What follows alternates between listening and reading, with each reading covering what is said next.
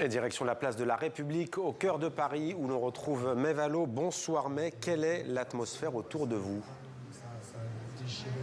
Bien, l'atmosphère, Mohamed, ici est au recueillement populaire dont la place de la République est devenue le symbole. Alors c'est assez saisissant parce qu'on a vraiment l'impression de se retrouver 10 ans en arrière avec les pieds de la statue de Marianne de nouveau recouverts de gerbes de fleurs, de bougies, de mots ou encore de dessins. Il faut dire que la mairie de Paris avait appelé dès samedi la population à venir ici faire un geste commémoratif. D'ailleurs, une exposition, parce que c'est à l'image de ce qui s'est passé juste après les attentats. Et d'ailleurs, une exposition ici présente des photos de ces hommages spontanés qui s'étaient alors multipliés. Au moment où je vous parle, environ 1 millier de personnes se trouvent ici et la place de la République continue de se remplir. Une place placée sous haute sécurité.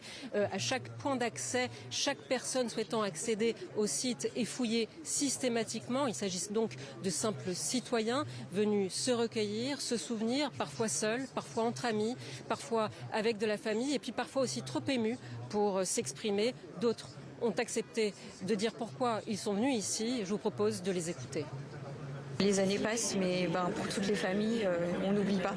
Et c'est important pour nous que le souvenir des gens qui sont partis ce soir-là perdure, en fait, juste simplement.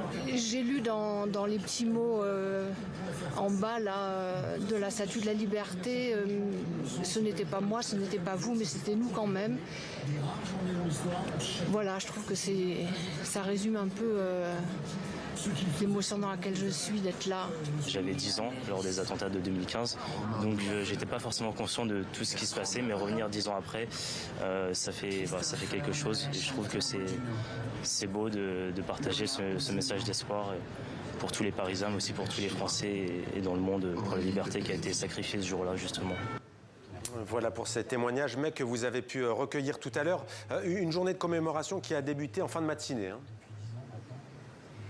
Oui, exactement. En fin de matinée, en présence d'Emmanuel Macron et de son prédécesseur, notamment François Hollande.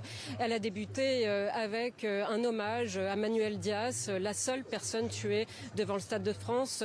Ensuite, elles se sont poursuivies devant chaque lieu, chaque terrasse endeuillée et évidemment devant le Bataclan avec à chaque fois les noms des personnes tuées sur place, égrenées, puis ensuite suivi d'une minute de silence. Le point d'orgue de cette journée de commémoration, ce sera tout à l'heure à 18h avec l'inauguration officielle d'un jardin du souvenir juste derrière l'hôtel de ville en plein cœur de Paris, déjà ouvert au public depuis la fin du mois de juin. Alors au cœur de cette journée de commémoration, il y avait la question de la mémoire et pour information, Mohamed, sachez que selon un sondage IFOP pour la Fondation Jean Jaurès, 61% des Parisiens disent se souvenir précisément de ce qui s'est passé, de ce qu'ils faisaient ce soir des attentats du 13 novembre 2015. Merci beaucoup, Mai Valo, pour TV5 Monde avec à la caméra Guillaume Gouet.